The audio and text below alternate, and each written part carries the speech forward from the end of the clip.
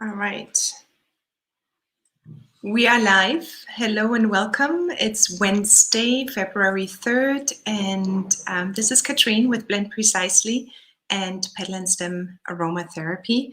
I'm just going to check quickly if we are live here, and then just give me a minute and I will bring on our guest.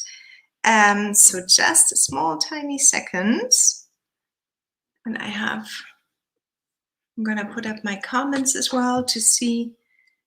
And let's see your live stream. Yeah, so it's working and you should be hearing me. So welcome everyone. Today is a little bit more exciting as well. We have a guest coming on and she's already waiting, and I will bring her in a moment. Can hear and see her clearly. Wonderful. Not so clearly on my side. Wonderful. Thank you for letting me know. So just one quick announcement one more time. I mentioned that already last week.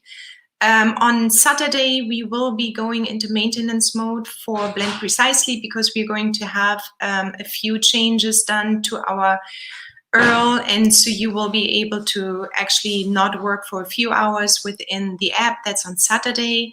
But there will be a small notification coming up as well already on Friday, so you will see everything. And that's it already in terms of announcement. Now I'm going to bring on Raghda, so just one moment.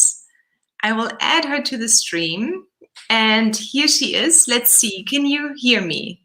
Hi, yes. Hi, Katrin, I can hear you. Oh, wonderful. So, Raghda, you do have to do me a favor and spell out the entire name once carefully, because I didn't even dare to go to the last name, which is difficult to pronounce for me. Okay, so the pronunciation is Raghda Abdelmaksoud. Raghda Abdelmaksoud. Yes. Raghda. I love the R. Can you do the R one more time in the beginning? Raghda? Raghda Abdelmaksoud. Okay. Oh, wow. Yeah, the last name it's a little bit like my birth last name was Getke, and nobody can ever say it or spell it. Yes, so I can hear your pain. Yeah. Yeah, not so easy in the world of, especially when you're trying to sign your names or try to spell it on the phone, or of course not working so well. So welcome. Thank you so much. Thank you so much for taking the time as well today. We met through, I contacted you at one point in regards to Blend Precisely, and then we got to talk a little bit more, and then I saw that you actually do a whole bunch of things, and what is really beautiful, so you do courses, you do the NAHA Level 1 certification program, you do also, which I'm actually, to be honest, most curious about, is the study tours in Egypt, which of course are not happening, I guess, right now. It will happen in September, hopefully. So we're just waiting for some logistics and some approvals, and then NAHA will be announcing it so soon. Yeah, exactly. And then you're as well with NAHA, a director for Egypt as well. And then you also sell essential oils. And we're going to go a little bit in terms of what you do and how you manage everything as well, and hear a little bit more. In between, we might have some questions coming in, which I can see here. I'm using StreamYard. In my surname, I pronounce it Y and not J. Yeah, I guess the surname thing is quite a bit difficult to say. But so start a little bit with your history and how you came about to work and teach and do the tours. I think there might be quite a few interested people listening in. Of course. Sure. Well, first of all, thank you so much for having me and for giving me the opportunity to be on Blend Precisely live stream. And just a small announcement, because we're having a very bad snowstorm since 3 days. Oh, so wow. I'm home. So if you hear any dogs in the background, don't panic. No. Won't happen. We had that on our last live stream here with my dogs. That was all going crazy. No, you're in New Jersey, right? I'm in New Jersey. Yes. We have a very big nor'easter storm. So yeah, we're trapped. You are trapped on top of being locked down. Yeah. No. So, okay, we know. In case the dogs get started, we will know. Yeah. All right. So let me start with a little bit of my history. So I worked in the essential oil and the medicinal herbs industry since I graduated. So I graduated from English literature and art, nothing to do with what I'm doing now. Nothing. No. And then I like to study different stuff. So I took a certificate in quality assurance. Actually, it was from the US in 1998. And then I joined a company in Egypt, Fridal, one of the big distillers and growers of aromatic and medicinal herbs in Egypt. And then I started in quality assurance.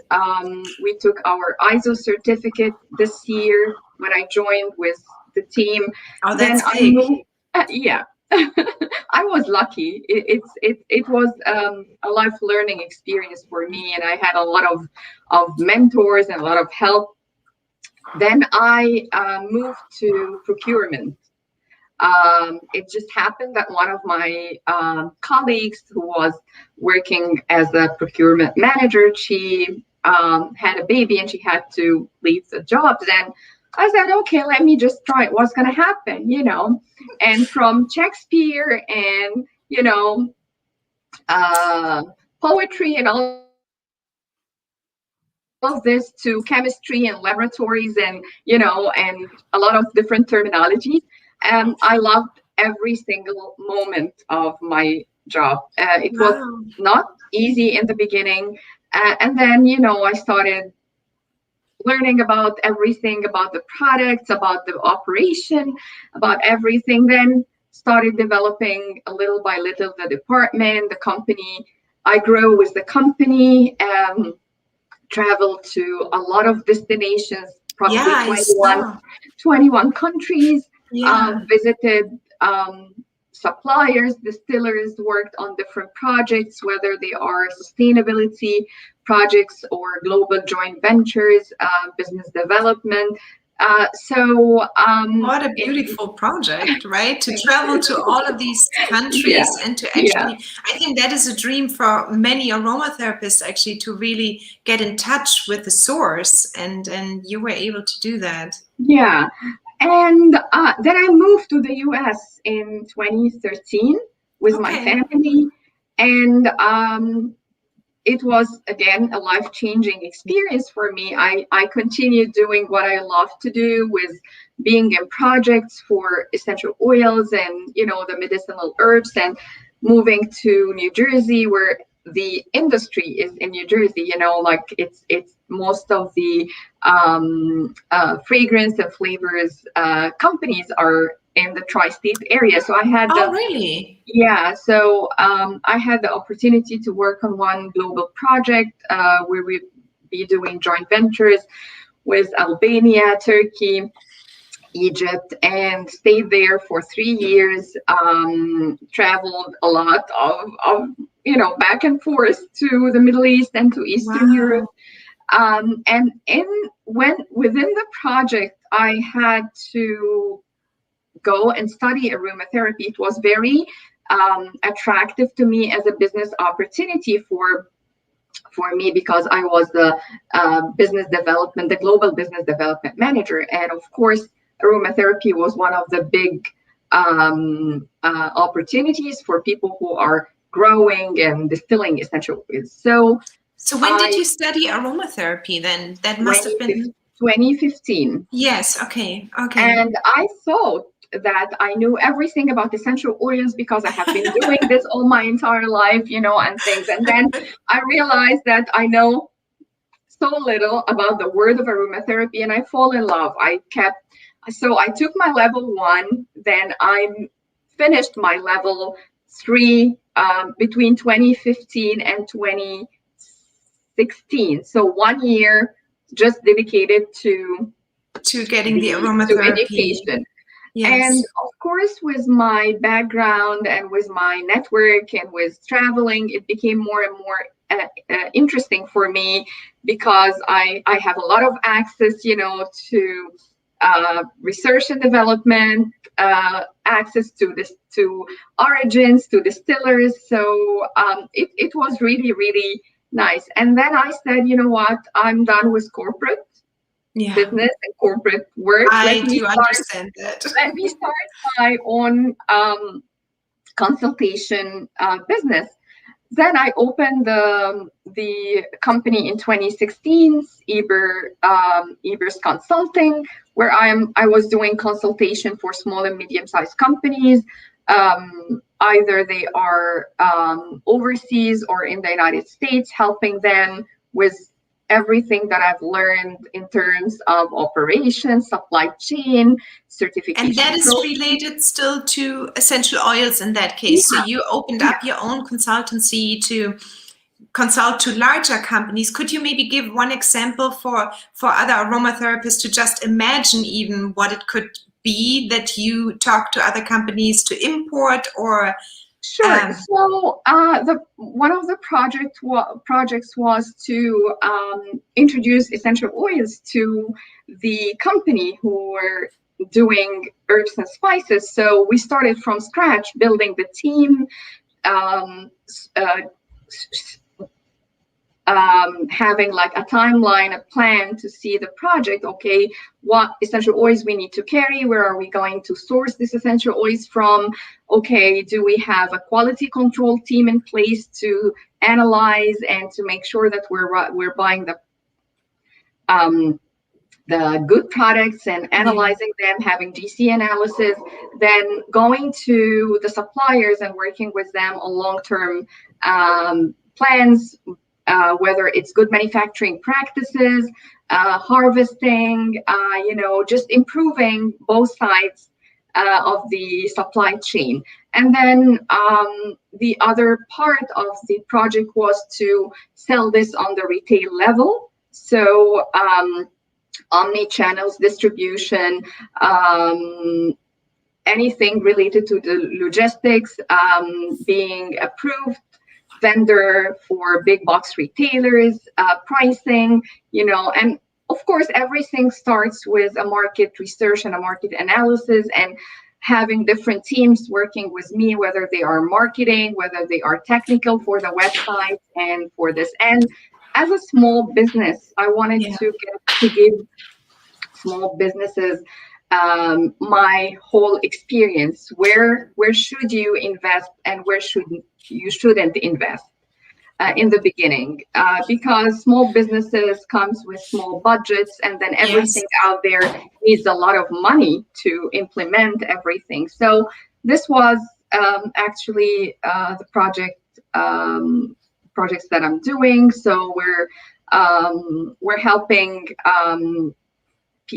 companies, going from nothing to be on the shelf or online, e-commerce, or even distributing their products here in the United States to big box retailers as a U.S. company, because we have our own warehouses and our logistics company in New Jersey.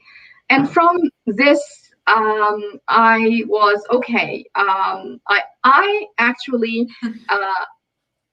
contacted NAHA to be a speaker in their 2018 conference in Utah. Yes. And I wanted to speak about Egypt, and they gave me this opportunity, and I was talking in front of big names and in front of a lot of people that for me they are like mentors. Yes.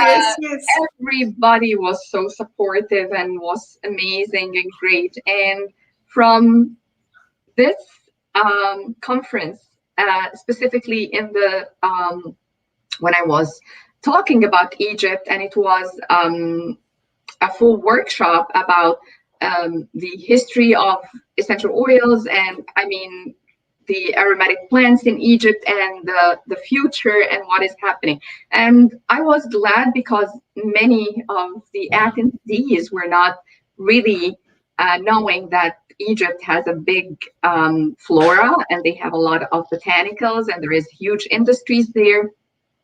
And from there came the study tours idea. Yeah. Checked it with NAHA, and they were very happy. And we started doing this starting 2019, visiting distillers' farms so people can see everything from seed to bottle and Yeah. know also about the history. So it's a study tour and a sightseeing tour at the same time. We're trying to have like 10 days full of, it's very heavy because we wake up at, Of course, and then you might have jet lag as well.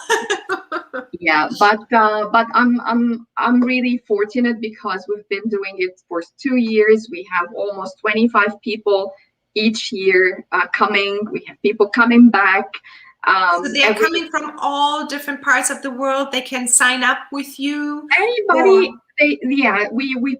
we announce it on NAHA, and then we have a tour agent that we're working with. So it's an Ebers NAHA collaboration. Yeah. Collaboration. NAHA is helping a lot with the marketing and with everything you can imagine. Sending NAHA representatives with us to document and everything and put it in like a very nice presentation for everyone. So anybody can sign from anywhere in the world, and we have people from Korea, Lebanon, different states in the United States. So it was good. So we stopped it this year because of COVID, of course. On last year, was it still happening? No, yeah, last year. I'm sorry, 2020. 2020. No, right. 2020 we came back March 17th from Egypt, and then wow, you lucked out in that moment. So the people who would like to do a study tour like this, do they need to be a member of the NAHA, or can they also? Okay, so it's specific. NAHA, and to be a NAHA member is really actually a very good opportunity because you're having access to so many information, a lot of webinars, a lot of discounts, a lot of free downloads. So it's not only because of the study tour, but as I am, the idea originated with NAHA, so I was happy to cooperate with them on this. It's a beautiful idea. I think that just is, especially because if you have someone from or who understands the entire industry in that specific country, I mean, it couldn't get any better. Aromatherapy plus the history of the country. I've got just a question in, and somebody asked, I'm curious, what's the history behind your company's name? Oh, so thank you. That's a very good question. Ebers is one of the famous manuscripts in Egypt, in the ancient Egyptian word, and it actually has more than 200 prescriptions, medical prescriptions about herbs, oils, about how to use them.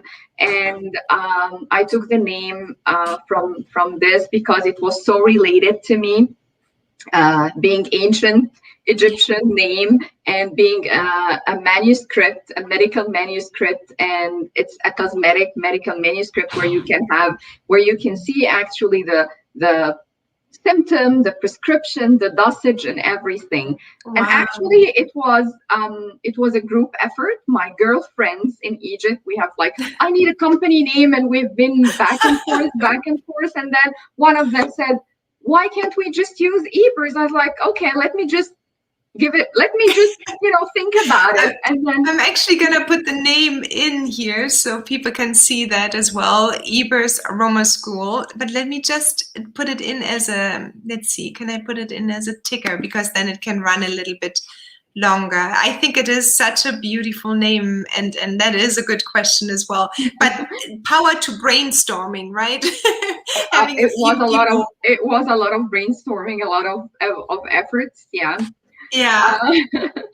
And then I was okay. I'm doing study tours. I am actually, because when you have been working for 20 years in this industry, basically everybody, And being a buyer, that I knew distillers in different parts of the world. So we said, let's start with Egypt, and then let's see how this will take us. Because usually the companies and the factories doesn't open their doors to people to go and visit them. Okay, so you do need to have a relationship for them to, or at least an invitation for you to go. Yeah.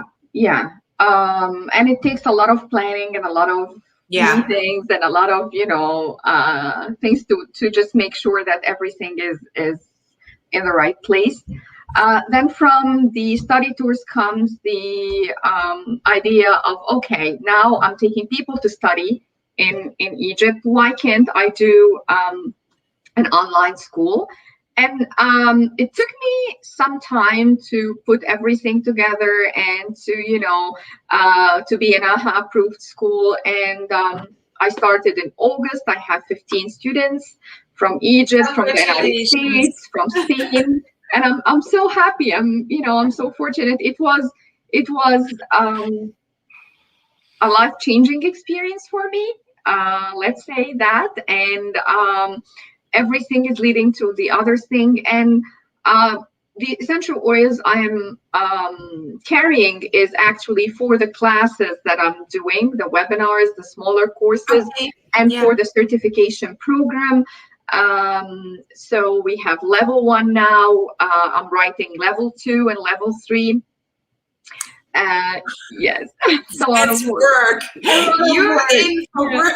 I'm amazed how you're so dedicated and giving the history. It's not even that long, but you're accomplishing quite a bit every year and taking on, also being a NAHA director, right? Yeah. That's being a NAHA director for Egypt is being a director actually is a lot of work. We all volunteer, but we have a lot of support as well from NAHA. So I started in 2018 being the Egypt director, and my mission and my vision was to get people in Egypt to know what is the science and art behind aromatherapy, give them opportunity for having to study in different language, in English and in Arabic at the same time, because I speak both languages. Yeah, and you also offer your courses and also the NAHA certification in 15 languages? It's different languages, so it's an app on the website that they can go and actually translate everything to their native tongue.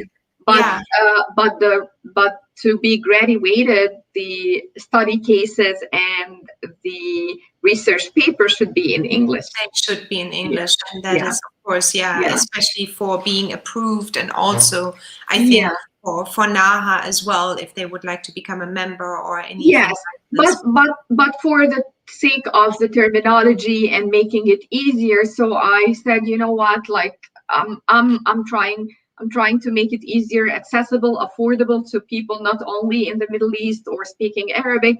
Let me try the other languages, and I got a lot of compliments for that. So for the study tours this year, or more towards, you said August this year, when would be the application due to maybe be part of one of the study tours? I'm just waiting for NAHA to announce it. I submitted everything, so I believe it will be announced this week or maybe early next week. We're just concentrating on the conference right now, the NAHA conference, which is going to be virtual in June, and probably we're gonna put this up after maybe in a few weeks. Hello, Dan. Dan said hello as well. He is always coming on. I'm so happy to have him as a customer as well. He's just one, and he's been also going crazy. Like in terms of business, I always love to see when people actually take on opportunities and challenges and they just go for it, at least trying it out. And I think that has been such a challenge last year, and even this year, I think, especially for aromatherapists. But we just got the comment back. This is amazing. I've been really interested in ancient Egyptian plant medicine recently. I never heard about this papyrus true. I'm so curious now. Yeah, so I mean, I'm gonna put up the banner one more time so people can get in contact with you as well. That is correct, right? ebersaromaschool.com. Is that okay? Yeah, so I've got this one up. So if anybody has questions or would like to ask you anything further, what I'm actually curious about is, especially Egypt, from Egypt, what kind of, you said there's a huge flora, but what kind of oils would you say are very dominant in or coming from Egypt? Sure. So there is a lot of oils that is coming from Egypt that's actually used in aromatherapy and in fine fragrances. So jasmine, absolute, is the first one. Is jasmine. This is a grandiflorum, not the sambac. Yes. Geranium, blue chamomile, tagette, marjoram, basil. Either it's the linalool or the mesalchevicol. Petitgrain, of course, then neroli. We have clary sage now in Egypt, but these are the major essential oils coming up from Egypt. Of course, neroli, jasmine, geranium are the biggest. And there is a lot, like it's huge industry over there, and people are doing their best. If you will ever be on the study tour and or one day, hopefully, you will see state-of-the-art manufacturing facilities. Either it's in the Delta region or in the south of Egypt or in Cairo, laboratories. Even the fields, the farm visits. We don't only visit distillers. We also visit apothecaries and natural products manufacturers. So last year we visited one of the oldest apothecaries in Egypt. We visit the old markets where they have the spice markets and all the amazing products coming from different parts of Egypt. So it must be aroma heaven over there, especially when you go. It is. Let me tell you. Yeah. In one visit, we had one of the distillers over there in Shabrawi, and we were in the fields of the neroli, and then their welcoming for us was to shake the trees. And we were showered with neroli blossoms. So it was like heavenly for everybody. We didn't expect that. And we were just mesmerized by the smell but like showered by neroli. And it was just unbelievably That's amazing. Like gold being poured onto you in the essential oils, because I just love neroli, and it's such a beautiful oil, especially when it's about anxiety, depression, and I just really, I mean, you don't need a lot, and the price doesn't allow you to take a lot. And most like, let's say 90% of the production of all the essential oils are actually exported to Europe and the United States for aromatherapy, for fragrance and flavors industries. And with the aromatherapy and coming into the Middle East, it's a new concept. It's not a new concept in the Middle East. So everybody's using, herbs and oils in their daily life, but without knowing their therapeutic properties or the science behind it. But with the development of aromatherapy in Egypt, and with having different companies now selling essential oils and hydrosols and concretes and absolutes in Egypt, and laypersons like normal people are buying them. Now the industry is growing, and they have different markets in Egypt, which is great. So And to tell you the truth, a lot of people in Egypt, they didn't even know that there is this industries there. And yeah. I can imagine that, because for many people it is just what they do in their daily lives, and then being open up to the opportunity to maybe think bigger, or also just more deliberate doing the production to a certain group of people, that is probably a new idea and beautiful. There's another, let's see what the question is here. Is there any way you connect ancient wisdom with modern techniques in your work? If yes, how? Well, yes. So ancient wisdom is actually, so how I connect is in whether I am doing a class, a webinar, a workshop. I'm trying always to, connect past with present. What they were using way back then, which needs a lot of research from my side. Yeah. And how can I incorporate this in today's world? So a very basic example is that a lot of people were thinking that there was aromatherapy in ancient Egypt, while there wasn't. It was only herbal infusions, and they were using fats and oils to infuse herbs and get the scent and the aromas after the herbal infusions, while the distillation happens way after that, when Gaber ibn Hayyan invented the Olympic still. So it happened much later. It happened much later, and a lot of people don't know that, because aromatherapy was in ancient Egypt. Yes, there was a lot. They were using resins, they were using plants and herbs and spices and making perfumes were there, and herbal infusions, massage oils were there, but not aromatherapy in this sense.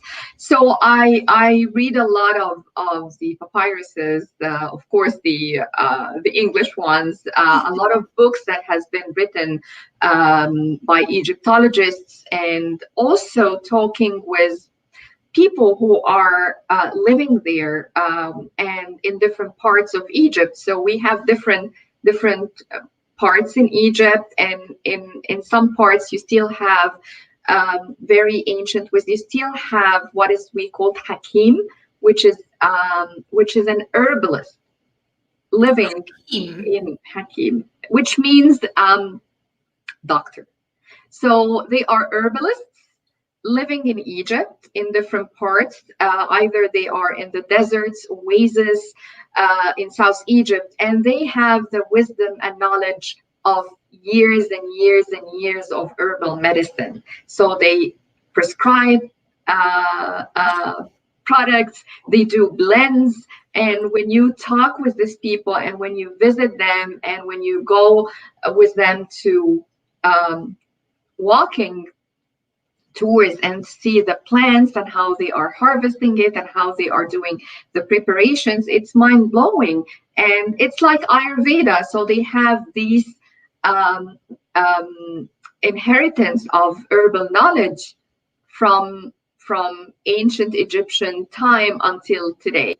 So generations after generations are doing this, and they heal, help healing people from, let's say, if they are in the deserts in like Sinai or somewhere else, if they have like scorpions or snakes bites, they're helping them with kidney problems, with herbs that only grown in Egypt, and doing decoctions and tinctures, even with some essential oils now, when they are doing the distillations and buying essential oils, olive oil, so there is a lot of things to incorporate ancient wisdom with the modern techniques, if we just go to the right places, the right researches. And there is a very, very interesting book for it's called the Ancient Egyptian Herbalist, Lisa Meniki, and she's an Egyptologist and an ancient Egyptian herbalist. And this is one of the amazing books that you can read about the ancient Egyptians, their cosmetics preparations, their medicinal preparations, whether it's in the form of incenses or perfumes or oils. So this is one of my to-go books. You are swimming in luck. I just would love. I when you mentioned that first time we talked, I'm like, oh God, I gotta go. I always wanted to go, and you know how it is for most people. Egypt seems like far away and impossible maybe to even travel through by yourself, but in a group of people, it's not far away. And when you have an Egyptian native, it makes it, because a lot of people were telling me we joined because there's somebody from there and they know what the language, and rather than just going in like a random group to Egypt to visit. And we do both. We do the study part and we do the sightseeing part. So yes, so we see everything that the regular tourists see, in addition to the study tour, in addition to having a small group, a tour guide that speaks English with us all the time to just inform people about the culture of the country and about like the history as well. Yeah, so, no, that is a huge advantage, and I think even traveling with a group of like-minded, interested people in that field must be just mind-blowing. It's amazing. You should have seen us in the aeroplane. 20 people, 20 aromatherapists in Egypt Air, leaving from JFK to Cairo, and then starting smelling our oils, and so the whole airplane starts smelling, and people were like, excuse us, what are you doing? It's like, okay, give us just a little bit of time and you guys will relax and we'll sleep the whole flight. So it's a lot of fun. How beautiful. It's Jackie just said awesome. Yes, yeah, I must agree. Okay, so there's a Facebook user who's really interested in everything, but sometimes StreamYard goes into groups and I don't always see the name. So I'm really curious who that is. My parents are from the Middle East and they do ancient remedies and they know so much. So there's another lucky person who can probably tap into. I believe, and I agree 100%. They know so much because that's everyday folk medicine. Like, you go to their kitchens, you find like a whole apothecary over there, and it's right there with them, without them needing to set it up or anything else or learning about it. It's just part of their intuition, I think, as well. I think people sometimes mistake aromatherapy with aromatic plants medicine. That's true. Correct. Yeah, that's true. And that's why, I mean, as someone who wanted to educate people about this, that's why I wanted to do the certification in the school, in order to, change some stereotypes and some taboos that are there in the market as much as I can. Just aromatic plant medicine is very broad. It's herbalism, and it's phytotherapy, and then you have aromatherapy part of the aromatic plant medicine.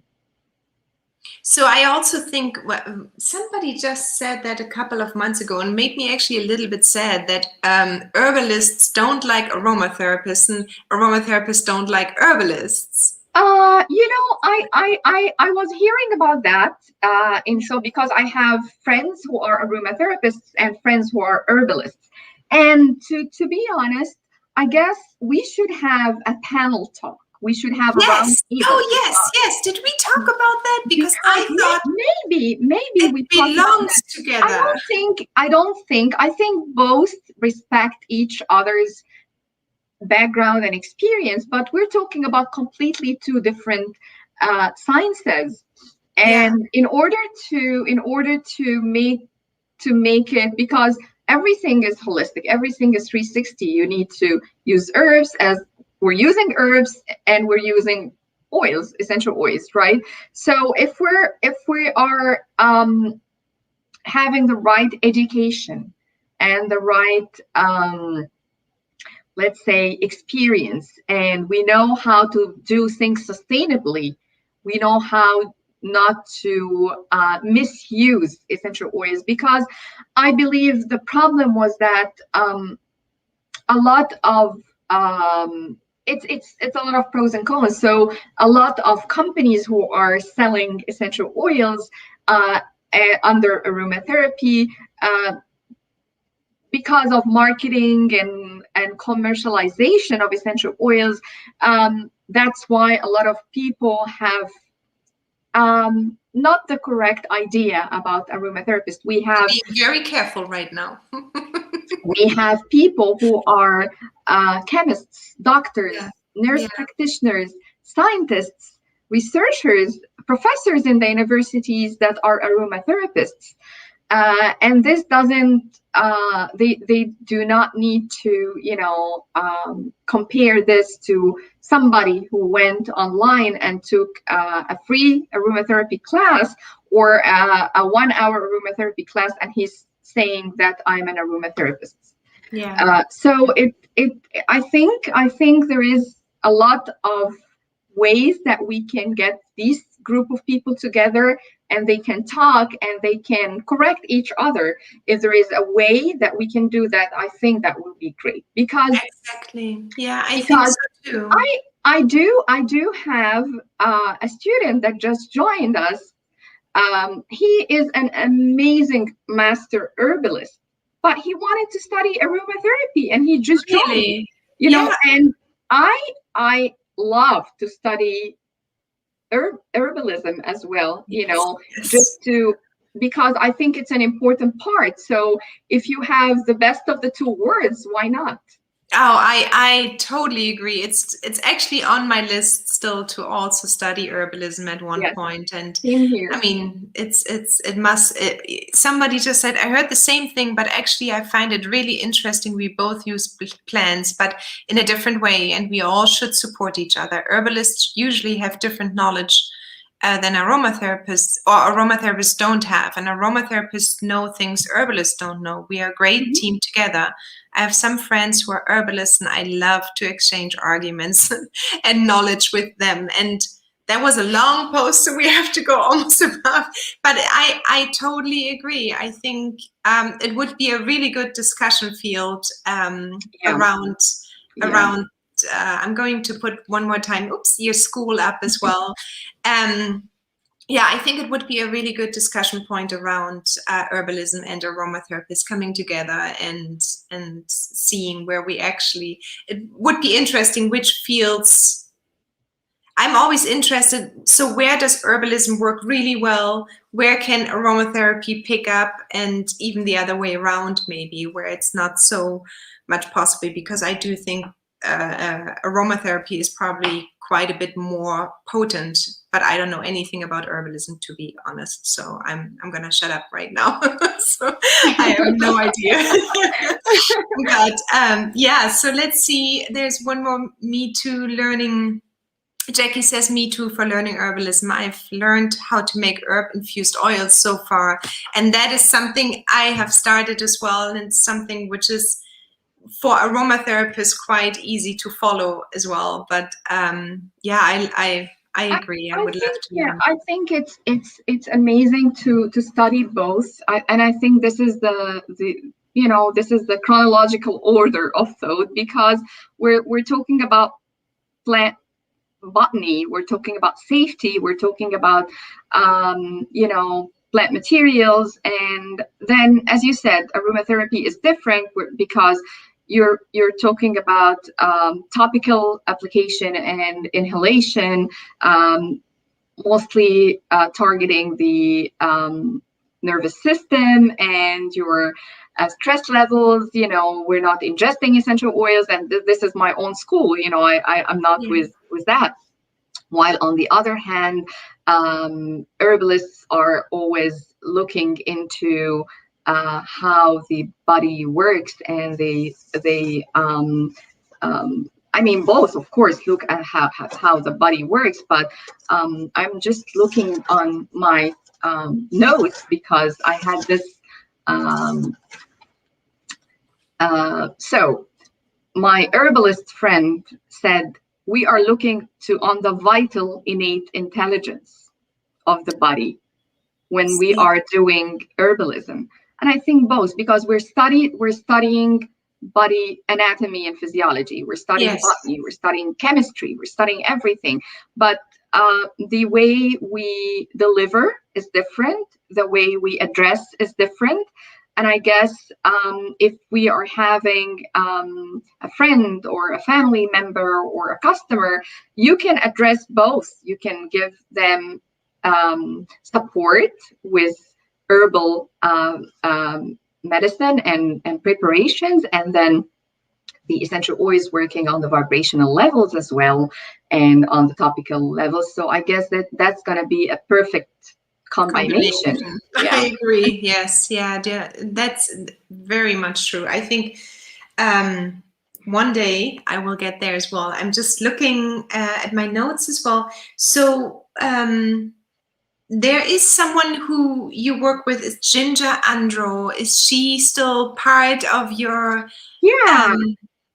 Ginger is my good friend, and this is another amazing thing that happened. You meet a lot of beautiful souls in aromatherapy. So Ginger is my good friend. We actually work together in all of our mini courses. So we go to Ginger's studio and we broadcast, doing the broadcasts from there, whether we're teaching natural perfumery, whether we're teaching skincare, we're teaching Egyptian essential oils. Ginger is an animal aromatherapist, and she's also a level 3 clinical aromatherapist. She's a spiritual phytoessencing practitioner. Wow. And she has a lot of amazing experience. So we're kind of having a very good chemistry working together. She's also a lead instructor in my school.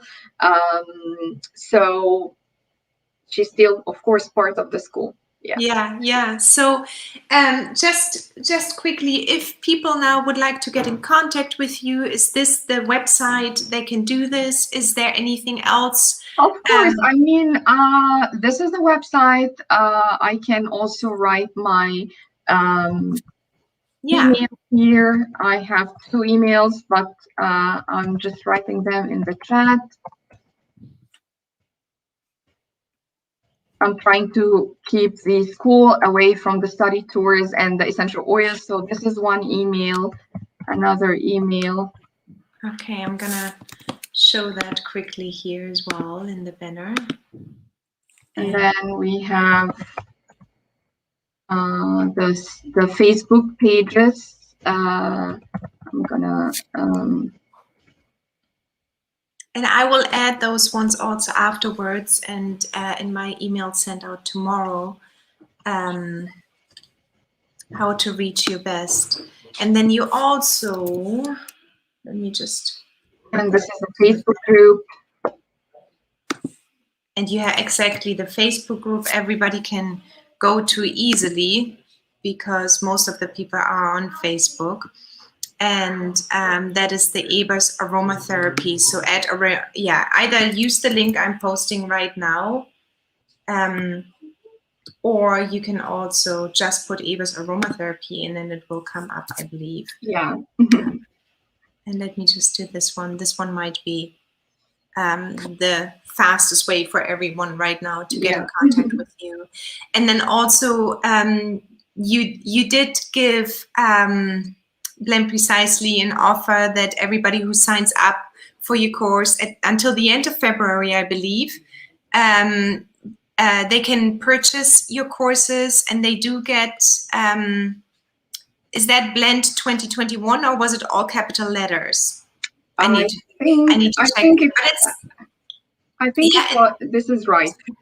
I think it is right too, but it's also already in the text of our live stream right now. It's all mentioned there, but I will double check this one more time and make this in. So put this into the email as well. So I will contact all your contact information. Also, if anybody would like to sign up with you, they can use this code, this discount code. And yeah, is there anything else? You know, I have one question. And since we have here aromatherapists in business, a lot of new aromatherapists are sometimes joining, are also people thinking about studying aromatherapy. We have them on our pages and groups as well. But if you were to give like one advice to someone who's new in aromatherapy right now from the business perspective, what would you tell them? Is there any, in these times right now, is there anything you would consider to, you know, I think this is what I'm always telling my students and the people who are asking it, even if they are not my students. So it's not like, yes, you can have the certification or study anywhere and have a very nice piece of paper to hang on the wall. But this is not what you need to do. You have to follow your passion, because after finishing the certificate, what do you want to do with your life? Do you want to stop here? Do you want to be a teach aromatherapy? Do you want to be a skincare product line? Do you want to sell essential oils? Do you want to have a school? What do you want to do? You know, and actually, this is what we do on as part of the certification program. We do have coaching sessions, so we talk with each other every month, and then once they finish, we have a career consultation session where we do a business plan to help them, figure out what they want. But the other thing, my other advice is that always start slowly but surely. So reach out, find a mentor, reach out to people. Yes. I'm very personal, so that's why I like to be in touch with people and with my students. So I was telling them, it's just like marriage. Since we sign up together, we'll be in each other's life until one of us doesn't need the other, you know. And that's true.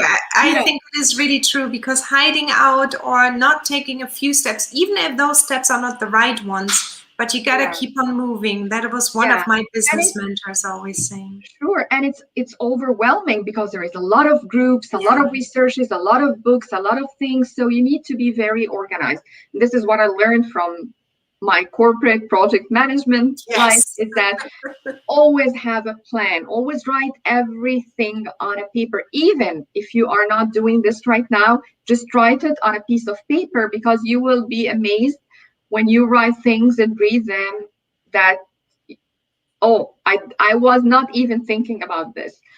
So do this. Every one of us is different. So some people will like to be, as I told you, to just be practitioners doing consultation for people. I have a very, very, she's my first student, and I am so proud, but she has also a very good background in the fragrance industry. She started her candle lines. She's actually maybe the only candle brand in the US that is completely therapeutic. So it's an experience. It's called Candescent.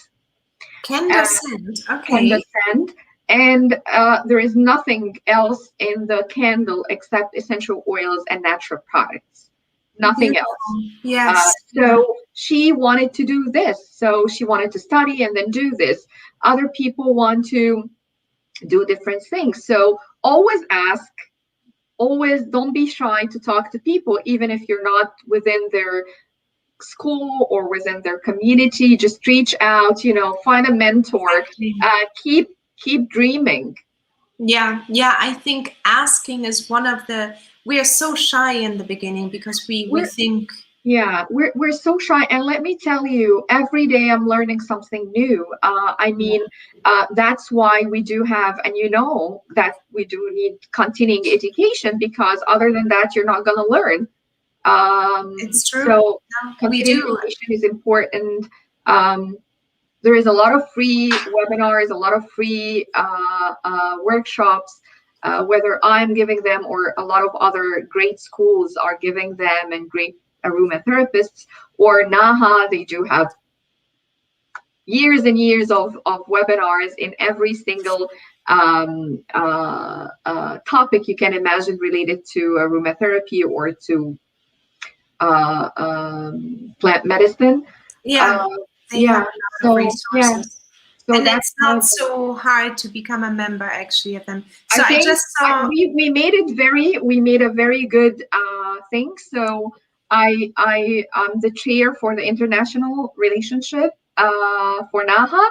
So we make the membership fees equal. So there is no difference between a That US I think is really citizen sweet. and anybody else. And then we're always having NAHA's always giving discount codes. So if anybody's interested, please reach out to me. I will check what discount codes are working, and then we can give it to them. So No, that is good. I think there is one more silly question, but I need to ask it. If you could talk with yourself at the time you were starting with aromatherapy and all business things, what would you say now, I guess, to your former self? Ah, that's a very good question. I will tell you what I said to myself, and I quit corporate world, and it was not an easy decision at all. After 20 years of working in corporates and having being on like a global director level, I quit on Valentine's Day. Well, that is now soon. Everybody And quit your corporate job in 2 no, weeks. you have to have a plan. And I said to myself, I need to fulfill my dreams. Yeah. And I'm going to do this. It's not going to be easy, but I'm going to do it. And it wasn't easy. It was 24/7 working some days, no breaks, no holidays for me. But see in from 2016 to 2021 how much I have accomplished. Yeah. So I would say the same. I would say I deserve to be happy. I deserve to have my own control over my time. I deserve to be with my family, whatever I want, and I will make things happen. You know, You and did. I learned a lot. It was a learning curve for me, whether we're talking about platforms or regulations or any other thing related to this. So I learned a lot. And it will always be, there will always be a learning curve. It's just a matter of when do we start and why delay if we should or could start now. So Yeah. I would agree with that. I came from the corporate world too, 5-6 years ago, and that was a good decision to leave that. Put your warrior face forward and don't be afraid. Absolutely. Yeah. Well, with that being said, thank you so much for being part. And I'm so happy, and thank you for the opportunity. And I'm so glad we talked today. Thank you for doing Blend Precisely. Yes, It makes people's life easy. Yes, a lot. It does. Yeah. And we will continue to grow and build out everything. And I'm sure we both will talk again soon. Sure. And then I wish everyone a wonderful Wednesday wherever they are. Thank you, everybody. Yeah, thank you so much. Thank you for the questions. And then I will send the replay around to my email list as well, so everybody can have access to that with the information in it. So great. Thank you so much. Thank you. Have a good afternoon. You too. Okay. Bye-bye. Bye-bye.